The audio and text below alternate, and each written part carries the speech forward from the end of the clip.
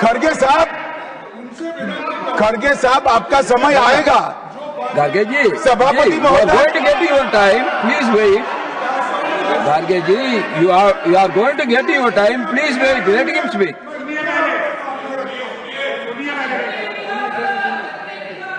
मान्यवर, 50वें पड़ाव पर वंदे मातरम को सीमित कर दिया गया।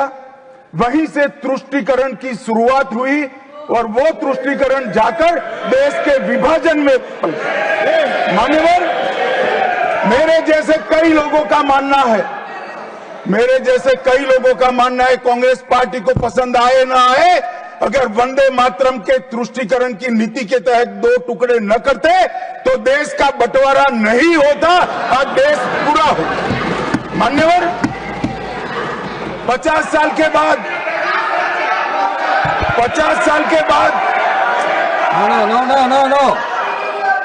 No, nothing will go on record except Honorable Minister's speech. Please. मान्यवर, 50 साल के बाद वंदे मातरम 100 साल का हुआ।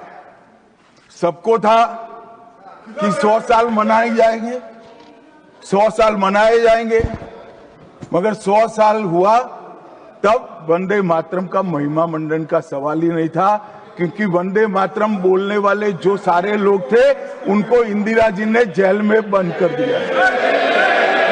इस देश में आपातकाल लगाया गया। विपक्ष के लाखों लोगों को, लाखों समाज सेवियों को, स्वयंसेवी संगठन के लोगों को जेल में भर दिया गया। कोई कारण के बगैर अखबारों पर ताले लगा दिए गए।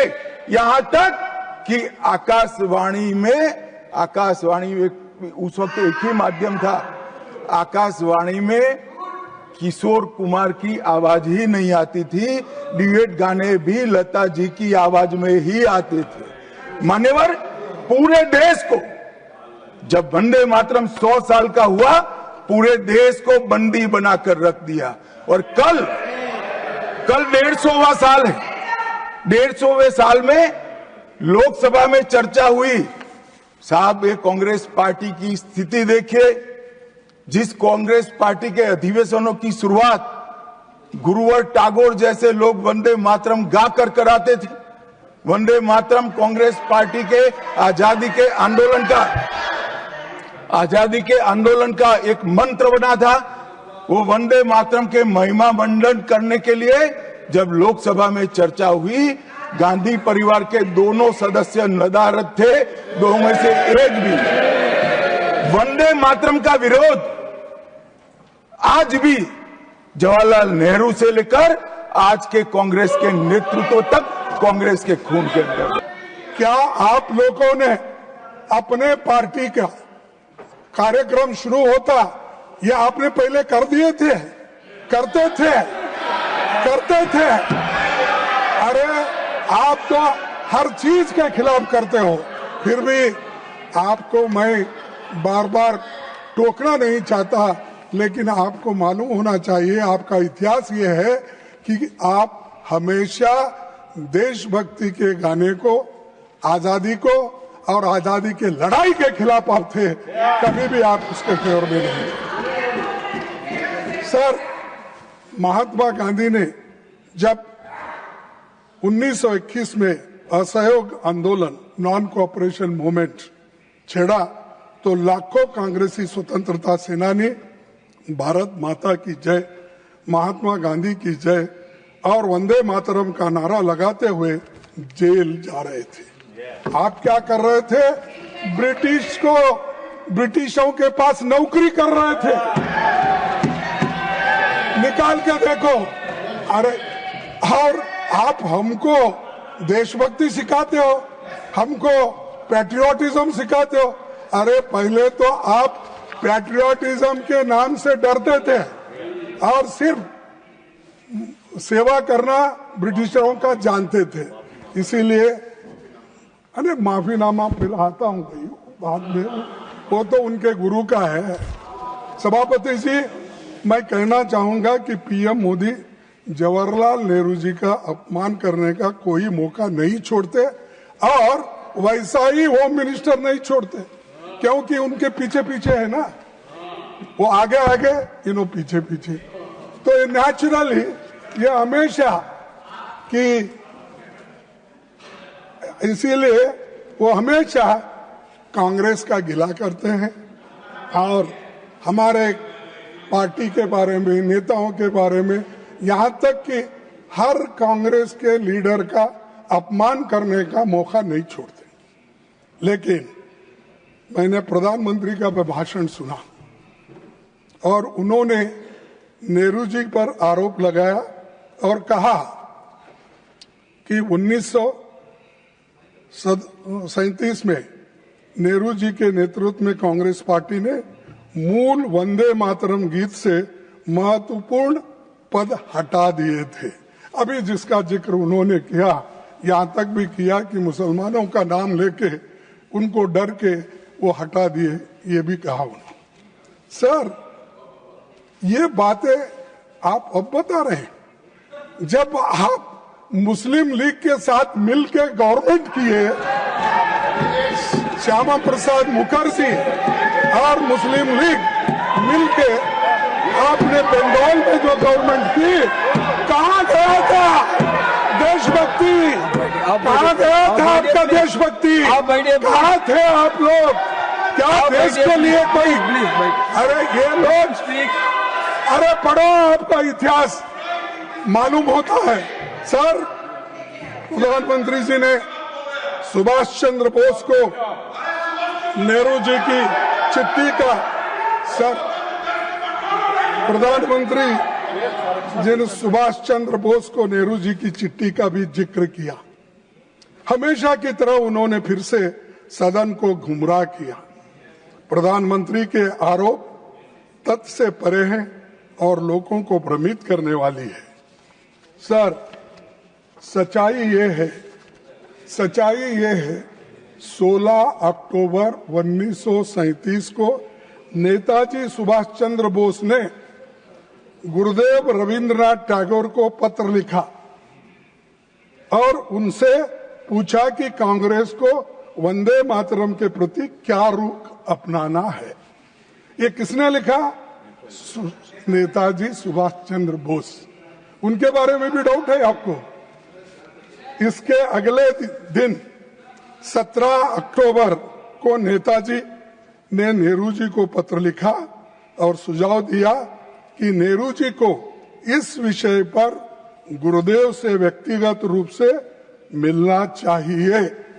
ये सुभाष चंद्र बोस के वाक्य है।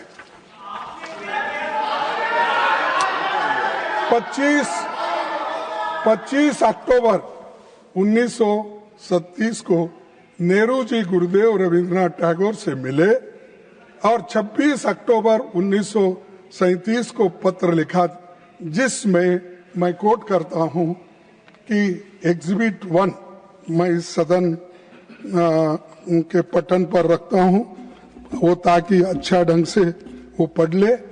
मैं कौन है नहीं यहाँ पर, कोई रहता नहीं पटन, अरे कौन नहीं आया, ये पटन में रखता हूं और मैं कोट करता हूं रविंद्रनाथ टैगोर जी ने क्या कहा। In offering my own opinion about it, I am reminded that the privilege of originally setting its first stanza to the tune was mine. To me, the spirit of tenderness and devotion expressed in its first portion, the emphasis it gave to beautiful and beneficent aspects of our motherland, made a special appeal, so much so that I found no difficulty in disassociating it with the rest of the poem. पढ़ो और एक बार। I found no difficulty in disassociating it with the rest of the poem. The first two stanzas are such that it is impossible for anyone to take objection to. Remember, we are thinking in terms of national song. Remember, please, आप बैठिए. we are thinking in terms of national song for all India. This is Rabindranath Tagore's words. Are you against it? You want to condemn this? This is Rabindranath Tagore's stanza. He accepted it and that is continued. सभापति जी, सच्चाई ये है कि Congress working committee ने 28 अक्टूबर 1937 को गुरुदेव की इन्हीं शब्दों को सर्वसम्मति से पारित किया. कहां पर?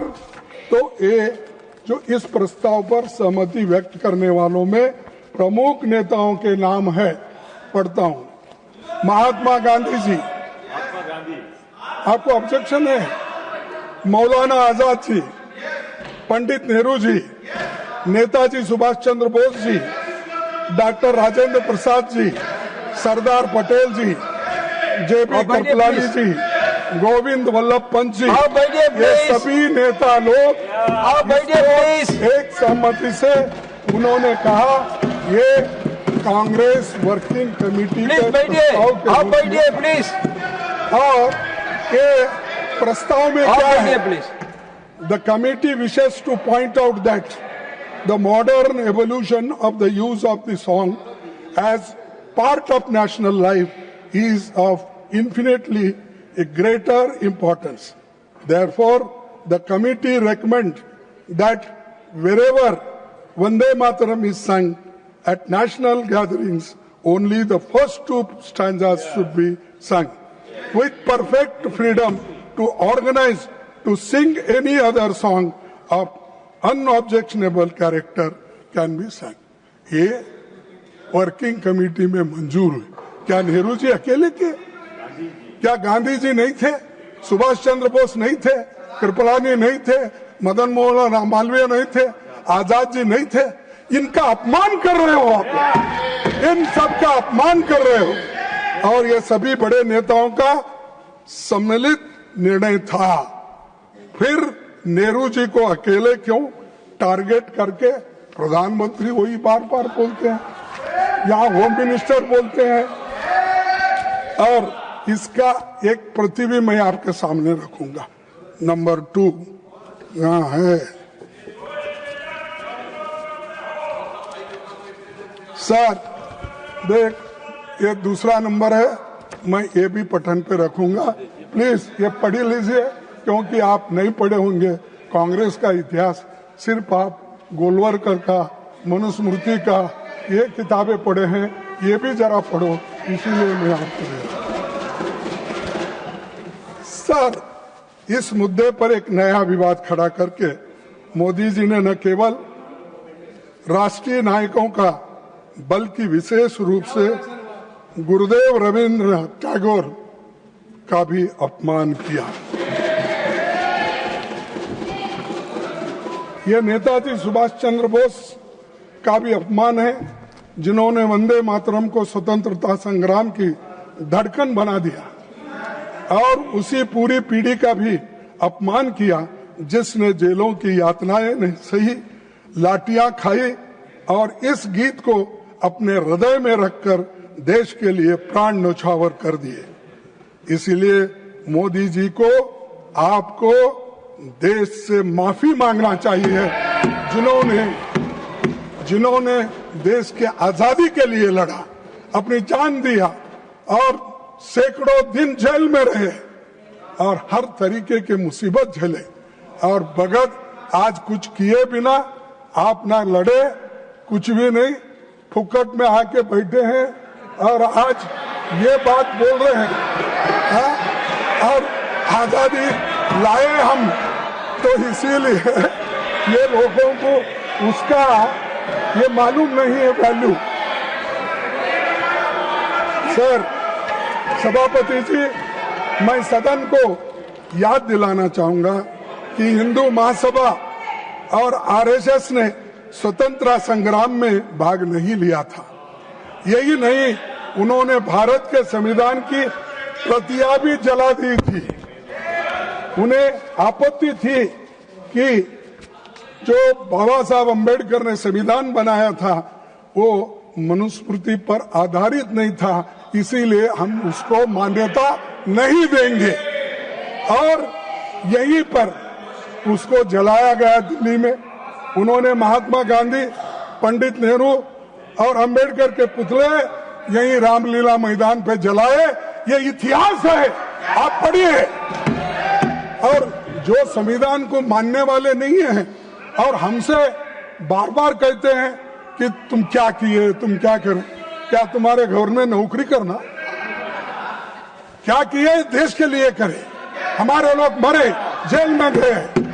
सर, भारत के संविधान लागू होने के 2 दिन पहले, सर ये सुनने की बात है, भारत के संविधान लागू होने के 2 दिन पहले 24 जनवरी 1950 डॉक्टर राजेंद्र प्रसाद जी ने ये कहा था, the composition consisting of words and music known as Jana Gana Mana is the national anthem of India. And the song Vande Mataram, which has played a historic part in the struggle for Indian freedom, shall be honored equally with Jana Gana Mana and shall have equal status with it. ये हमारे भूतपूर्व, हमारे राष्ट्रपति जी का है, इसको भी आप नकारते हैं। अरे जो चीजें इतिहास के पन्नों में आए हैं, तारीख लिखा है, उस तारीख को भी आप मानने वाले नहीं हैं। तो मेरे को समझ में नहीं आ रहा किस चीज को मानते हैं। क्या हिटलर के बुक को मानते हैं, किसके लिए? और हमेशा आपकी आदत हो गई है कि कांग्रेस को गालियां देना और नेहरू जी को टारगेट। अरे नेहरू जी का इमेज खराब करने के लिए अगर आप बैठे हैं, वो नामुमकिन है, वो सबसे ऊंचा है दुनिया में उसका नाम है। अब उतना ऊंचा आप कभी नहीं बन सकते, आप नीचे है, नीचे ही रहेंगे। सभापति जी, बीजेपी के लोगों को वंदे मातरम की याद कई दशकों के बाद आई है, परंतु मैं सदन को याद दिलाना चाहता हूं कि वंदे मातरम की 100वीं सालगिरह के मौके पर वंदे मातरम पर पहला स्मारक पोस्टल स्टैंप 30 दिसंबर 1976 को श्रीमती इंदिरा गांधी जी के कार्यकाल में जारी किया गया है। वो स्टैंप भी मैं आपको दिखाता हूं, ये भी भेज दीजिए। सर, अरे आप लोग देखे नहीं भाई, जरा देख के तो देखो। मुझे अपने सार्वजनिक जीवन के शुरुआती दिनों में एक लोकप्रिय स्टैंप बहुत अच्छे से याद है। मैं उस वक्त कर्नाटक स्टेट में एजुकेशन मिनिस्टर था, तो उस वक्त ये निकाला गया। हम लोग भी वहां पर स्टेट में इसका फंक्शन करते। आपकी अनुमति से इस स्टैंप की एक प्रति दिखाना चाहता हूं। मैं अभी आपके पास भेज रहा हूं और वो आप उसको जरा देख लीजिए। ये तो इतिहास की बात थी जिसे प्रधानमंत्री जी को समझना चाहिए था। आज की चर्चा का संदर्भ वही होना चाहिए जो देशवासियों को वंदे मातरम की भावना का सही अर्थ और सम्मान समझा सके। सभापति जी, जब देश कहीं बड़ी समस्याओं जैसे आर्थिक संकट, बेरोजगारी, सामाजिक मुद्दे में से जूझ रहा है, तब भी प्रधानमंत्री की दिलचस्पी केवल चुनावी प्रचार में रहता है, ना कहीं ऐसे ध्यान भटकाने के सब चीजें इस सदन के सामने लाकर इसमें अपना समय देते हैं। सर, उन्होंने वंदे मातरम पर बहस केवल बंगाल चुनावों के ध्यान में रखकर ही की है, ये मेरा कहना है।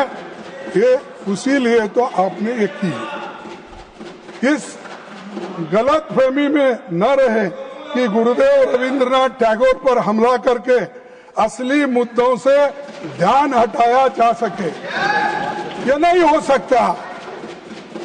इस सदन का उद्देश्य यही होना चाहिए कि देश के सामने मौजूद ज्वलंत मुद्दे पर ध्यान केंद्रित किया जाए, क्योंकि भारत माता को सच्ची श्रद्धांजलि तभी होगी जब ये संसद जनता के मुद्दों और उनके समाधान के बारे में बहस करे। ये मेरा कहना है अध्यक्ष महोदय, इसीलिए मैं ये बातें उनके सामने रखी है। और दूसरी, सभापति जी, मुझे विशेष रूप से इस सरकार द्वारा भारतीय रुपये गिरते मूल्यों के बारे में कुछ बताना है, क्योंकि $1 की कीमत अब 90 रुपीस, 90 रुपए, इतना गिरा, अब वो नीचे गया। और आपके नेता, जब आप होम मिनिस्टर थे, आपके नेता जो चीफ मिनिस्टर थे, उन्होंने उस वक्त क्या कहा था, ये सुनने की तरह थोड़ी सी टॉलरेंस रखो। जब देश के सामने आर्थिक चुनौतियां खड़ी है, तब वंदे मातरम जैसे राष्ट्रगीत को लेकर राजनीतिक बहस करना केवल ध्यान भटकाने का प्रयास है। असली देशभक्ति वही है जो रुपए की गिरती कीमत और आम जनता की परेशानियों जैसी समस्याओं का समाधान ढूंढे, न कि केवल सिंबॉलिक और भाषणों तक सीमित रहे। आज के प्रधानमंत्री जी थे मोदी जी, और गृह मंत्री जी भी थे उस वक्त हमारे शाह साहब, और 212 में इस मुद्दे पर उन्होंने क्या कहा। इस मुद्दे पर उन्होंने कहा, देश जानना चाहता है किस मुद्दे पे, रुपए की कीमत जो घट रही है और डॉलर जो बढ़ रहा है कीमत उसका। उस वक्त क्या कहा मोदी जी ने, आपको तो मालूम होगा क्योंकि आप तो प्रमुख सलाहकार है और प्रमुख एग्जीक्यूटिव, प्राइम एग्जीक्यूटिव करने वाले नेता है, तो आपको तो पहला चाणक्य, क्या ठीक है, तो इधर भी एक चाणक्य बैठा है, इधर भी